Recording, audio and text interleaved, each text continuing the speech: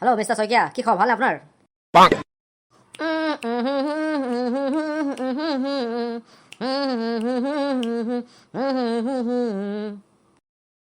শইকীয়া কি হ'ল আপোনাৰ?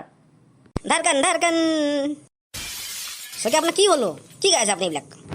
কিনো কম মিষ্টাৰ বৰা, লগ ধৰিছিলে আৰু য'তৰে কাণ খুলি দিয়ক, ধৰিব সেইকাৰণে। বাৰু বাদ দিয়া, তুমি এইবিলাক কি লৈছা? জুচ লৈছা যে বাৰত আহি? নাই মই ড্ৰিংক নকৰোঁ, আপুনি জানেই যে মই ড্ৰিংক নকৰোঁ বুলি। খোৱা বস্তুৱে খাব লাগে আকৌ। পিছে শইকীয়া আপুনি এটা কথা কওকচোন, আপুনি ডেইলি কিমান টকা মদ খায়? মোকতো ডেইলি 500মান টকা লাগেই মদ খাবলৈ। মাই গড। পিছে শইকীয়া এটা কথা কওঁ, আপুনি কিমান বছৰ ধৰি মদ খাই আছে? মই আজি 20 বছৰমান ধৰি মদ খাই আছোঁ নন ষ্টপ। আপুনি ডেইলি যদি 500 টকা মদ খায়, এমাহত আপুনি খায় 15,000 টকা, তেন্তে আপোনাৰ এবছৰত হৈ যায় 1,80,000 টকা। আৰু আপুনি 20 বছৰ ধৰি খাই আছে, মানে হ'ল 20 বছৰত আপোনাৰ হৈ গ'ল 36 লাখ, মানে 36 লাখ টকা আপুনি আজিলৈকে মদ খাই উৰাই দিলে।